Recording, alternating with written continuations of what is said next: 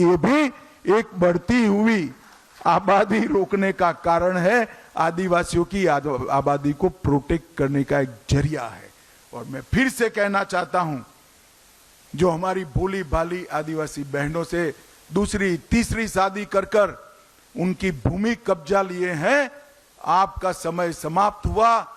भाजपा सरकार बनते ही उल्टी गिनती शुरू होगी, सबको भूमि फिर से वो आदिवासी बच्ची को, बहन को, मां को वापस देनी पड़ेगी और घुसपैठ हम रोक करेंगे।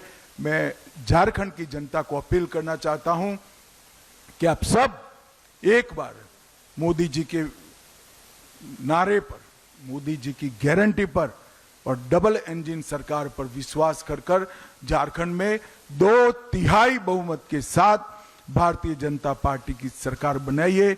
यही मेरा आप सबसे अपील है और मैं आपको विश्वास दिलाता हूं, ये हमारा संकल्प पत्र जो है ये सिर्फ वादे नहीं है, एक एक संकल्प हमारा पत्थर की लकीर है जो पूरा होगा और झारखंड को हम फिर से एक बार समृद्ध बनाने के आंदोलन में जुड़ जाएंगे। आप सभी का बहुत बहुत धन्यवाद। वंदे मातरम।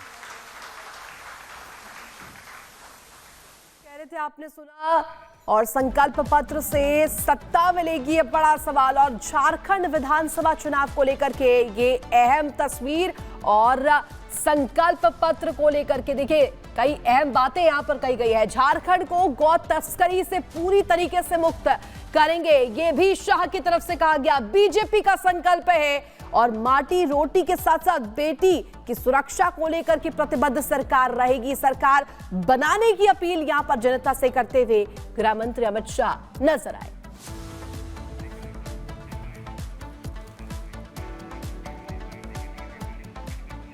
और इसी बीच देखिए, गृह मंत्री ने यह भी कहा कि किस तरीके से घुसपैठियों ने इस हरकत को अंजाम दिया। लगातार पेपर लीक हुए, युवाओं के साथ बड़ा खिलवाड़ हुआ, लेकिन अगर भाजपा सरकार में आती है तो 5 साल में 5 लाख नौकरियां भी दी जाएगी। तमाम बातों का गृह मंत्री अमित शाह ने जिक्र किया, आपको सुनवाते हैं। भाइयों बहनों, झारखंड का ये चुनाव न केवल सरकार बदलने का चुनाव है, झारखंड का ये चुनाव झारखंड का भविष्य सुनिश्चित करने का चुनाव है। झारखंड की महान जनता ने तय करना है कि आकंठ भ्रष्टाचार में डूबी हुई सरकार चाहिए या विकास के रास्ते पर मोदी जी के नेतृत्व में चलती हुई भाजपा सरकार चाहिए। घुसपैठ कराकर झारखंड की अस्मिता, रोटी बेटी माटी तीनों को खतरे में डालने वाली सरकार चाहिए या परिंदा भी पैर न मार सके ऐसी सरहद की सुरक्षा करने वाली भारतीय जनता पार्टी की सरकार चाहिए। बेरोजगारी से त्रस्त युवा, पेपर लीक से त्रस्त युवा आज भाजपा में आशा की दृष्टि से अपना भविष्य ढूंढ रहे हैं और भ्रष्टाचार से काम करेंगे। हेमंत बाबू, जिम्मेदारी से आप भाग नहीं सकते हो। क्या उलझुल सवाल पूछते हो? आपकी कोई जवाबदारी नहीं है।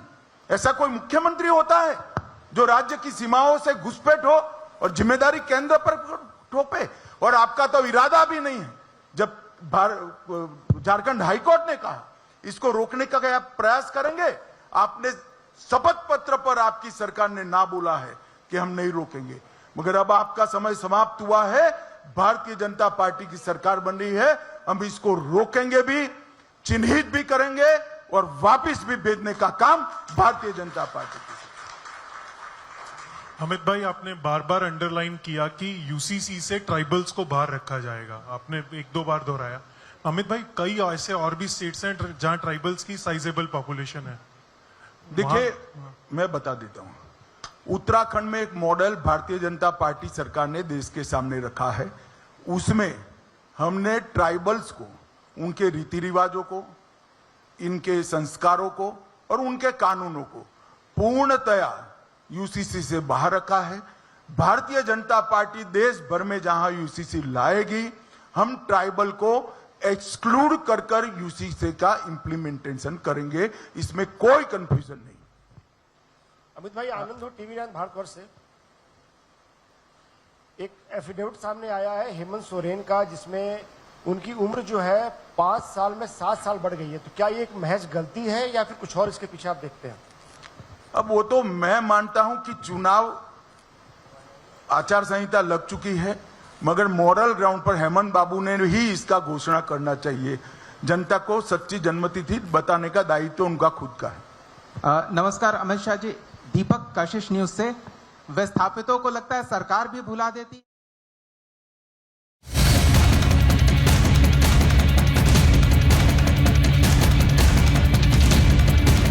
मठाधीश मुख्यमंत्री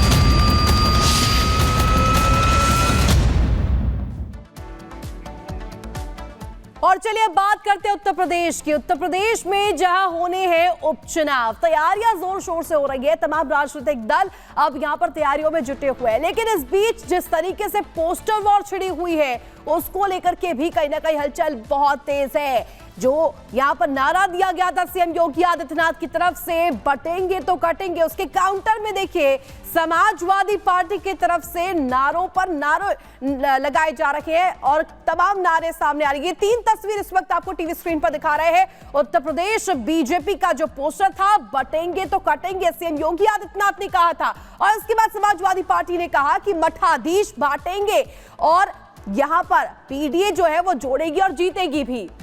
तो देखिए इसको लेकर के जिस तरीके से लगातार सियासत जारी है, पोस्टर वॉर की जो ये जंग है, जो सियासत है, वो लगातार देखने को मिल रही है। हालांकि पोस्टर तो बहाना है, ये कहा जा रहा है कि सनातन निशाना है, और इसके अलावा ग्राउंड पर क्या तस्वीर है एक आपको दिखा देते हैं। हमारे सहयोगी राघवेंद्र की ग्राउंड रिपोर्ट।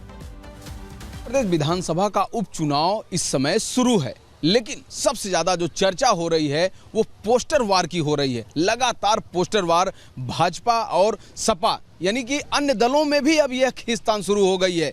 यह पोस्टर वार निषाद पार्टी से लेकर बहुजन समाज पार्टी तक यह स्लोगन पहुंच चुका है। मुख्यमंत्री योगी आदित्यनाथ ने एक बार कहा था कि बटोगे तो कटोगे, उसके बाद इस बयान के इतने मायने लगाए जा रहे हैं, इतना दूर तक ये बयान जा रहा है कि सपा, कांग्रेस, बसपा सब में खलबली है, सब में बेचैनी है कि आखिर इस स्लोगन से इतना दिक्कत क्यों एक से बढ़कर एक लगातार पोस्टर वार जारी हो रहे हैं। आप देखिए यहाँ पर एक नया बैनर पोस्टर आज लगा हुआ है समाजवादी पार्टी के फ्रंट पर, यानी कि कार्यालय के सामने।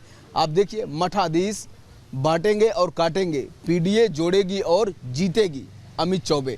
इन्होंने इसके पहले भी एक होर्डिंग लगाई थी, देखिए अभी भी लगा हुआ है। अमित चौबे ने कुछ दिन पहले लगवाया था कि 27 के सत्ताधीश न बटेंगे न कटेंगे, पीडीए के संग रहेंगे। तो इस तरह का जो स्लोगन है वो लगातार भाजपा यानी कि सत्ता दल और समाजवादी पार्टी के बीच में देखा जा रहा है।